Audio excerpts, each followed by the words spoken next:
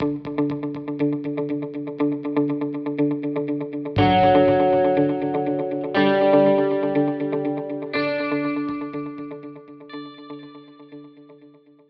Hungarian brother.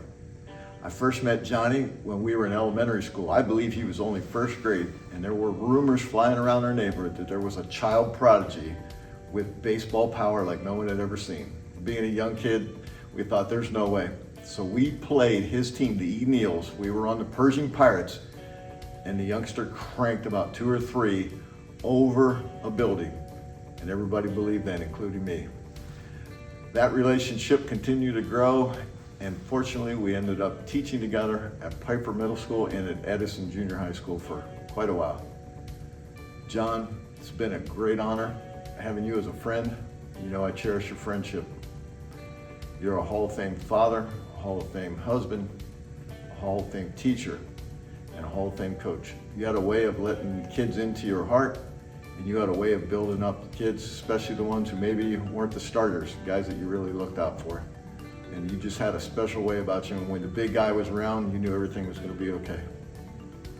John, I'm really happy for you. I'm proud of you. On behalf of my family and a lot of your friends, just want to wish you the best going forward, but really congratulate you on your Hall of Fame induction. You know, we share a lot of things, John, a lot in common. And one of the things that we talked about over the years was our buddy Riz from 850 K&R. When somebody does something really well, something of note, he gives them cowbell. So Johnny, here's for you, cowbell. Johnny!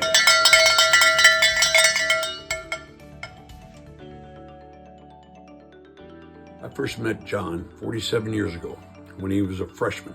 I was his football coach, and he was an excellent kicker and tight end. He could catch everything and great blocker. One notable story about that year, we were at Louisville. We tied the game up very late in the game, about a minute to go, and I called timeout because I didn't know for sure if I wanted to go for 1 or 2, and John made my decision very easy. He said, "Coach, let me kick it. I'm ready. I could do it." My dad and I used to come over here and fly airplanes, and then we'd kick field goals. And, well, the rest of the story is he kicked it right through and we won. And then I had the privilege of coaching with John several years later, freshman football. And John was an excellent teacher and coach, both in the classroom and out. And one notable story about that year was we'd have practices on Saturday morning, and John, after the practice, would hit fly balls to me. I'd shag them. Coach Lloyd would take the kids in, and he'd hit it from one end of the end zone to the other end of the end zone, about 400 feet. Man, he could hit a baseball. And finally, John's just a great friend, and he's a fabulous husband and father and grandfather. John, enjoy your day. You deserve it. Hi, my name is Rick Catazzaro, and I've had the good fortune of being a lifelong friend of John Hornyak. We go way back to first grade at Durban Elementary, and we graduated from high school in 1982. In that year, John and I played football and baseball together. He was the captain on both teams and the natural leader. That year, Joe Demery was our football coach, and he passed the ball quite a bit. I'm leading into one of my favorite football stories, but John was a tight end and I was quarterback, and he was my favorite target. He couldn't outrun anybody, but I had learned just to throw it in his direction, away from the defense, and he would make a play on the ball and he'd find a way to catch it. He caught everything. And sometimes he even caught what I thought was uncatchable. And it was on a tight end quick pass. He had lined up on my right, and on the snap of the ball, I faked the dive to the fullback. And I looked up, and the linebacker had a really good read and was going to John. And I decided I needed to throw the ball away, and I threw it as hard as I could, and I threw it at his back foot. And somehow he was able to reach back with his left hand, and the ball hit his paw, and the linebacker crushed him. I mean, it was a tough hit. I felt bad. And he got up slowly, and he came back to the huddle, and his hands were on his knees, his head was down. I'm feeling terrible, and I want to apologize. And he looks up, takes his mouth guard off, and he says, "Good pass." And knowing John, you have to know he'd have caught that pass 100 times. It was his nature, because he's a passionate person. He's passionate about football. And I struggled for quite a while to come up with the words to describe him.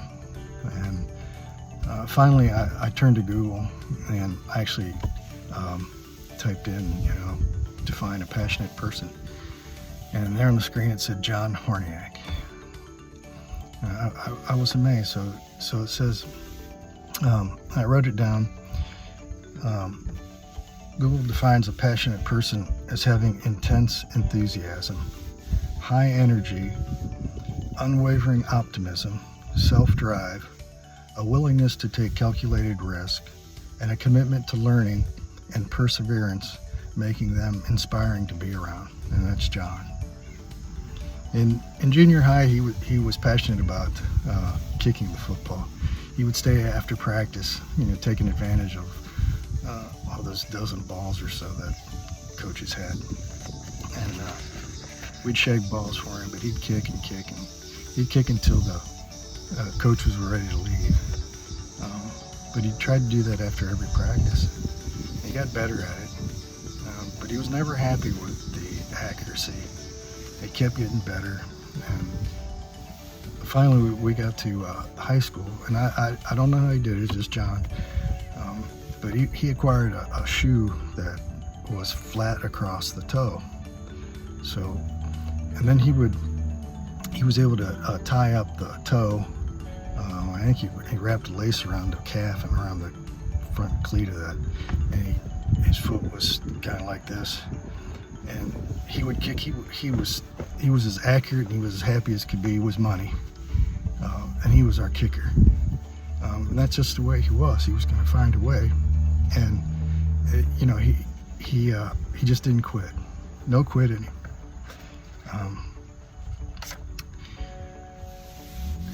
John's enthusiasm and focus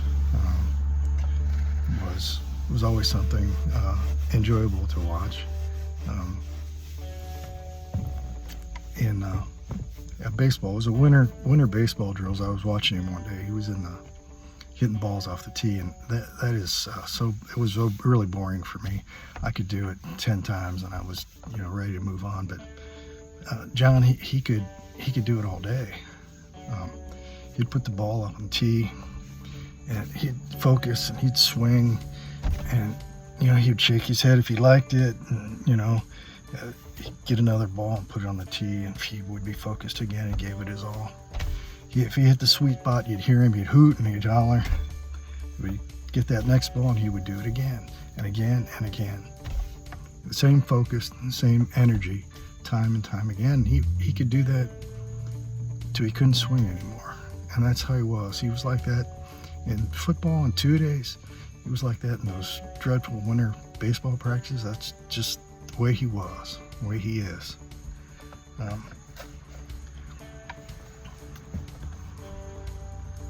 It's John's nature to be an optimist. He never. Sorry, Matt. I'm gonna start this over. It is John's nature to be an optimist. He never had an unkind word for a player that made a mistake. He was always trying to pick people up, getting ready for the next play. On one occasion in baseball, I was in the outfield. A line drive was hit to me. It came right at me, and it was one of those that just did this. I had a terrible break on it, and I was running back, and somehow I got all twisted up, and I was trying to catch the ball. And, the ball actually hit, I missed the ball, but it hit my right finger. It hit the tip and dislocated the tip of my finger. So the ball's on the ground, I pick it up, and I tried to throw it, without my finger. And the ball just kind of fluttered and went halfway to the cutoff guy. And of course, the runner kept running, and it was not a good inning for us. I was able to pull my finger back and put it in place, and I was good to go. But we got back to the dugout, and John came over to me, and I was feeling bad. He just said, "Rick, not a good break on that ball, but it was a tough play. He hit me on the shoulder, and then that was it. We moved on." God. Fuck, Matt.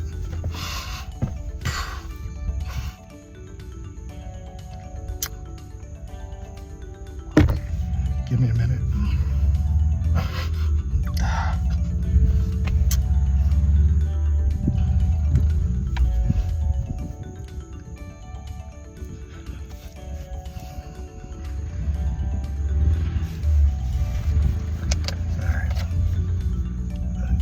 Back together here.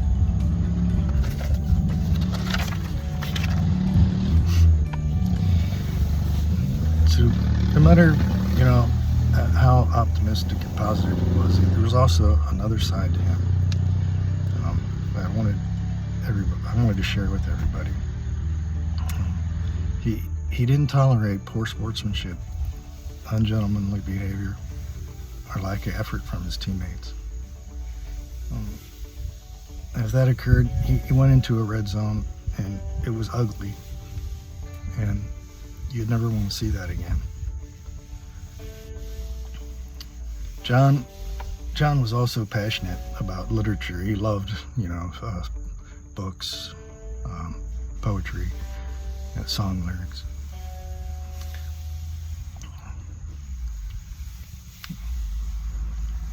And when he discovered the most tragic story ever written, or the romantic, or the most courageous, he would want to share it with me.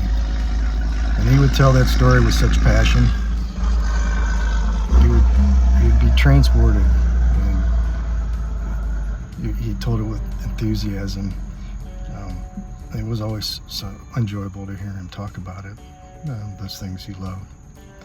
But when he told a story, and you were there, and it was the most tragic and the most romantic or the most courageous story ever. And I'm sure he taught, every one of his classes, first class and the last class he ever taught, in the same way, because he was passionate about literature. Whenever I met a Perry graduate, I'd ask them if they knew Mr. Hornyak. And without fail, they would say, "Oh, he was one of my favorite teachers ever," or "He was my favorite coach." A few years ago, John and I traveled to an Iowa State game. Matt Campbell was a former player of his, and Matt was great. He treated us like family. And that day they whipped Texas, and we got to spend just a brief couple of minutes with Matt after the game. And in that short period of time, I knew there was some Hornyak influence there, because of all the things that Matt could have talked about. It wasn't Brock Purdy, it wasn't Brees Hall. All he wanted to share with Coach Hornyak, that he was proud of his team, that they played so hard. Fuck, Matt. I don't know where to go back to on that one.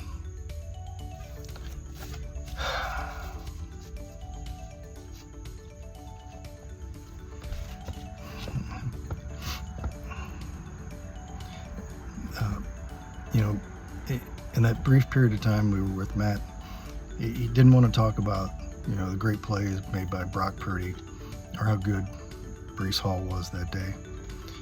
In that short period of time, he just wanted, Coach Hornyak to know that he was proud of his team. They played hard, they played the right way, and they were good young men. And I knew in there was some Hornyak influence. And John just beamed. The students, the parents, and the Perry community were fortunate to have John as a teacher and coach. I'm sure his influence was great and will be everlasting for the many students and players he touched And for that reason, above all others, Matt, I'm sure his influence was great and will be everlasting for the many students and players he touched. For that reason, of all others, he most certainly belongs in the Perry Athletic Hall of Fame. Dad, congratulations on your induction into the Perry Athletic Hall of Fame. We're so proud of you as always. I'm not only proud of you as a coach, but as an incredible member of our community. You've obviously always been fantastic with us and the best dad and grandpa and everything possible, but I'm so glad that our community continues to recognize you for that. I was so little when you coached me. I don't remember much of anything, but I do remember first of all, wait, step, and turn. I still take that into account every single time I hit a ball, which I love doing because of you. And I also remember you just taking everybody under your wing. I don't remember there being like really any kids on my team that didn't have good families, but I do remember you being a dad to all of them. Whether they had good dads or not, you were a dad to all of them. And I feel like that's how you are in the community with everybody. You're everybody's dad. You're America's dad. But I feel like on the team, like in our family, we all give each other nicknames. And on my team, you gave everybody nicknames. We had Binger, we had Coxie, and I know that those people still use their nicknames to this day. And I know that that's just you like bringing them into your family and them always feeling like they're a part of something. So thank you for being you. We love you so much. Congratulations. Hi, my name's Genevieve. I'm John's younger and more uncoachable daughter. It's been a very long time since he coached me in anything other than life itself, but I do remember back on our softball teams in the 90s, he was always that parent that went above and beyond for children who especially didn't have parents showing up for them or maybe lacked some structure and discipline at home. My dad is a tough cookie as a coach, but also really shows he cares, and I think that's why he tends to get the best effort out of his athletes because they know and want to please him, truly want to please him because they know he cares. I am fortunate to be his daughter, and I'm so thrilled to hear that people continue to remember Coach Horn and that he has such a lovely legacy at Perry. Some of you were fortunate enough to call him Coach. I've been fortunate enough to call him family. From our very first handshake until our most recent one, I've always looked up to you. The best coaches are the ones who motivate you to reach your potential, but the special coaches pull you with them when you need it most. They help you find yourself, build your character, and shape your future. Unc, you've taught me so much more other than how to swing a bat or catch a ball. You taught me how a man is supposed to carry himself. You've taught me that you walk with dignity, not because of your accomplishments, but because of the way you treat others. I've always watched and admired you, even when you didn't know it. The most important thing you've taught me is how a man should love. How a man should love his family, how a man should love his community, and how a man should love others. You also taught me how to skip a fart off a chair. That's important too. There's no one more deserving of a spot in any Hall of Fame than you. I finally get to say something that you've continued to say to me. I'm proud of you. Love you. Congratulations. John, congratulations on being inducted into the Perry Athletic Hall of Fame. What an incredible honor. I think, though, that the record would show that I had somewhat of an assist in this achievement of yours, okay? After all, who was the one that showed you how to elude a thundering herd of cattle stampeding through the forest? By the way, do you remember who got over that chain link fence faster? Okay. And in baseball, when you were playing first base, who was the one that trained you in how to dive and stretch for errant throws from second base? Yeah, that's right. And also, who was the one that showed you that it would be possible for somebody to be thrown off of a toboggan and still tumble down the side of the hill faster than the guy that stayed on? Yeah, well, anyway, look, in all seriousness, John, congratulations on this amazing achievement. You've given so much to Perry, so much to the community. And when you think about all of the hundreds of kids that you've touched directly through your teaching and through your coaching, it's an amazing story. And I just want to say that you are certainly deserving of this. And I am so very thankful to have had these 55 years or more of friendship with you. And you know, buddy, I love you very much. So once again, John, congratulations. Coach Hornyak, it's Matt Campbell. Just wanted to congratulate you on the Perry Hall of Fame. Nobody's more deserving this great honor than you. What you've meant to this school district in so many ways, as a student, as an athlete, but most importantly as a mentor of men and a mentor of people. The impact you've made a true impact on my life. One of the great humans that taught me selfless service, and I'm so grateful for you, everything you stand for, and I know I wouldn't be where I'm at today without your leadership. So congratulations. Hope you and your family are great, and please enjoy this great recognition. Congratulations, John. Perry Athletic Hall of Fame. Very well deserved, sir. Very well deserved. Hey, you had a lot more talent than just hitting a baseball, playing that game of baseball, coaching that game of baseball. You have impacted generations of Perry students, and that's why you're a Hall of Famer in my book. My freshman year, I break my collarbone. You, Steve Meredith, Scott Lloyd, could have let me fall off by the wayside, but you didn't. You took me in, you made me feel valued, you gave me a whistle, and gave me my first coaching job. Changed my life. I've been doing it all these years now, and I mean, it's just something that I can't express enough gratitude for a guy being willing to take the time and take a youngster under his wing and make him feel loved, man. It changed my life. It changed where I was headed in my life, in my career, and just really appreciate you, man. Perry Hall of Fame, congratulations. You've earned it, brother. He what? He just left? Come on. He's supposed to do this with me. Hey, John, I just want to wish you congratulations on the Hall of Fame. I was actually supposed to do this message with Charlie Kohler, your idol, your favorite tight end, college tight end of all time. But just like 2021, he just walked out of the building. So in all seriousness, man, no one deserves this more than you. Congratulations on this great honor. We're proud of you from the whole entire Campbell family. We appreciate you, man. Good job, and we love you. Thank you. Congrats, Horn. Hall of Fame. Doesn't get much better than that. Couldn't have happened to a better coach or a better person. I'm proud of you. I'm happy for you. And I'm even more grateful that I got to spend a few years with you and watch the impact that you have on kids and players. Some really cherished times. I love you. I miss you. Congrats again, brother. Horn, congratulations on the Perry High School Hall of Fame. I mean, Judas, what took these guys so long? I mean, your athletic career, I think, speaks for itself. Everything you've accomplished on the football field, the baseball field, both at Perry and Walsh, I think it's second to none to anybody that's in that Hall of Fame at Perry. But I'm a firm believer that your Hall of Fame career didn't really start until after your athletic career. I think the 30 plus years at Perry, the years you've been at Hoban so far, in every sport that you've coached, I think the impact that you have made is truly countless. You make kids feel good, you bring them joy, you bring them laughter. The amount of kids that you have, you've taught boys to become respectful men, you've held them accountable in such a unique way that players don't want to let you down, and it's one of the most powerful things that I've ever seen. For me, the last 6 years, you've filled such a huge void in my life. I'll never be able to repay you for that. You've taught me, every day you got to do what's right and do what's best for kids. It's the only option.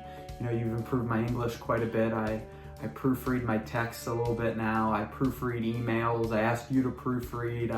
I know where most commas go now. So, you've made that impact that before I hit send, John Hornyak's always looking. So I thank you for all of that. We have so many memories together. Meeting you at Perry Park for the first time, and then, traveling to Iowa State, winning a district championship together. We've been in the dugout countless times together, and I've never taken that for granted. But my favorite memories will always be pulling into Taco Bell to pick you up on Maslin Road, and what ridiculous outfit, what kind of baseball pants is he gonna have on today, and then driving up to Hoban together, talking about life, planning a last minute practice. just everything. Those were, you know, some of the best 15-minute rides of my life.